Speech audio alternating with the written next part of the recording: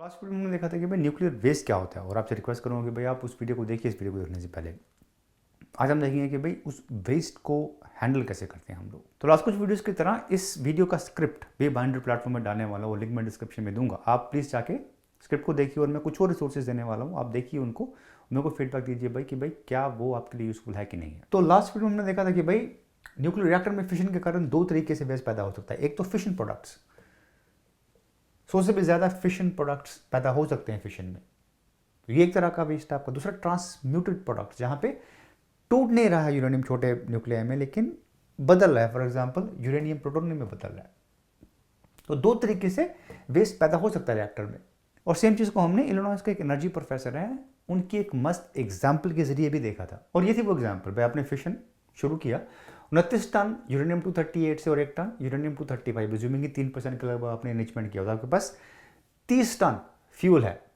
तो जब एनर्जी आपने पैदा कर दी, तो बच क्या जाएगा आपके पास 28.5 टन यूरेनियम 238 बचेगा, 0.35 टन यूरेनियम 235 बचेगा, अराउंड 95% फ्यूल बच जाएगा आपके पास। 0.8 ton fission products, 0.23 ton plutonium ये ट्रांसम्यूटेड है, 0.12 टन यूरेनियम 236 ट्रांसम्यूटेड है, रेस्ट बाकी जो ट्रांस यूरेनिक यानी कि यूरेनियम से हैवियर एलिमेंट्स ट्रांसम्यूटेड के कारण पैदा हो रहे हैं। तो ये आपके पास वेस्ट। और हमने देखा था कि ये जो वेस्ट है बाकी बिजली पैदा करने वाले प्लांट्स उनके वेस्ट से बहुत अलग है। ना तो प्लांट से बाहर कोई जहरीला धुआं बाहर जा रहा है, ना तो प्लांट से बाहर कोई जहरीला पानी लीक हो रहा है, ना कोई एशेज बन रही है, कुछ नहीं हो रहा है यहाँ पे। तो ये न्यूक्लियर वेस्ट होता है, इसको आप जंग की तरह सोच सकते हो, रस की तरह सोच सकते हो।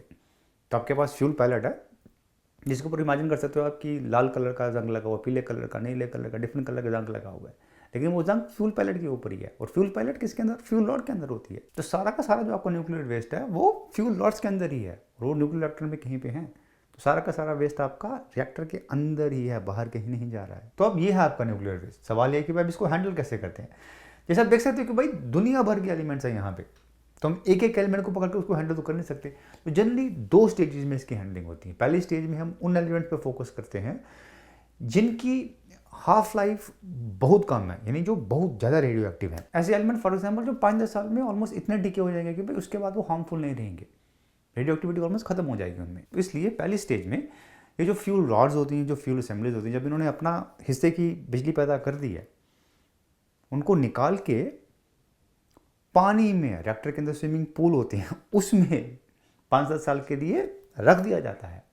तो अब दो रीज़न है कि भाई पहली फेज में इनको पानी में रखा जाता है कुछ सालों के लिए। पहला रीज़न ये कि भाई जो न्यूक्लियर जिनकी कम हाफ लाइफ साइकिल है, उनमें तो धनाधन रेडियो एक्टिविटी चल रही है, धनाधन एमिशन चल रहा है। तो जब भी एमिशन होता है, अल्फा बीटा गामा निकले, तो हीट भी पैदा होती है। तो वाटर, पानी जो है उस हीट को हैंडल कर पाता है। और दूसरा रीज़न ये कि भाई पानी जो है वो एज अ शील्ड, कवच की तरह काम करता है अल्फा बीटा गामा के खिलाफ। रेडियो एक्टिविटी में अल्फा बीटा गामा मिशन होने वाला, अगर पानी में नहीं डाला हो, कहीं बाहर रखा हुआ उनको, तो अल्फा बीटा गामा जिस प्राणी को लगे उनकी वाट लगने वाली है। तो पानी में रख दिया तो जो पानी के मॉलिक्यूल्स हैं वो शील्ड करेंगे, कवच का काम करेंगे अल्फा बीटा गामा के। तब 5-6 साल स्विमिंग पूल में आराम करने के बाद ये जो न्यूक्लियर जिनकी कम हाफ लाइफ होती है वो इतने डिके हो जाते हैं कि अभी वो हार्मफुल नहीं है। तब आपके पास दो चॉइसेस हैं। पहली चॉइस आपके पास ये कि भाई 95% के अराउंड, 95% के अराउंड जो फ्यूल था जो बच गया आपका यहाँ पे, उसको आप रिसाइकल कर सकते हो, रीप्रोसेस कर सकते हो दोबारा से बिजली पैदा करने के लिए। और काफ़ी ज़्यादा कंट्रीज करती हैं।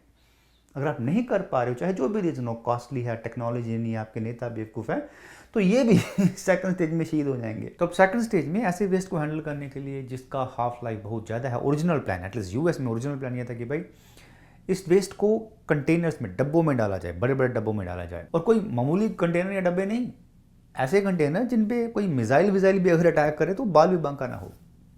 तो प्लान था कि भाई इस वेस्ट को उन कंटेनर्स में डाल के ज़मीन में कहीं पे अनारकली की तरह दफना दिया जाए हमेशा हमेशा के लिए। इनफैक्ट दफनाने की जगह तक डिसाइड हो गई थी। यूएस में नवाडा में, जहाँ में आपके पास लास वेगास है जिस स्टेट में, वहाँ पे यका माउंटेन्स है, वो साइट चुनी गई थी इन कंटेनर्स को दफनाने के लिए, हमेशा हमेशा के लिए दफनाने के लिए। लेकिन वो प्लान कभी इंप्लीमेंट नहीं हुआ। जोकर पॉलिटिशियंस आपको हर कंट्री में मिल जाएंगे।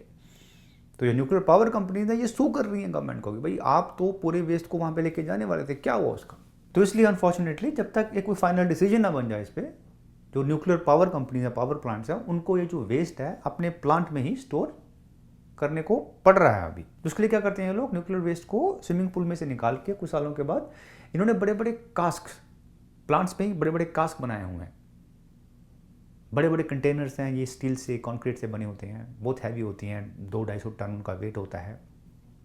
तो इस वेस्ट को उनमें डाल दिया जाता है। तब जब आप वेस्ट को इन कास्ट में डाल रहे हो तो बहुत कम एलिमेंट्स बचे हुए होते हैं जो अभी भी रेडियो एक्टिव होते हैं। फॉर एग्जांपल सीजियम हो गया, स्ट्रॉन्शियम हो गया, जिनको 200-250 साल लगेंगे डिके होने में। और उसके अलावा आपके पास हैवी ट्रांस यूरेनिक एलिमेंट बच जाते हैं, प्लूटोनियम और यूरेनियम हो गया, जिनको थाउजेंड्स ऑफ ईयर्स लगेंगे लेकिन उतने ज़्यादा रेडियो एक्टिव नहीं होते। तो कहने का मतलब ये है कि इवन दो वेस्ट आपका न्यूक्लियर प्लांट की साइट पे ही स्टोर किया हुआ है आपने, लेकिन एक तो रेडियो एक्टिविटी कम है और अगर जो भी रेडियो एक्टिविटी हो रही है वो उस गैस से बाहर नहीं आ जाती, तो सेफ होता है यहाँ पे।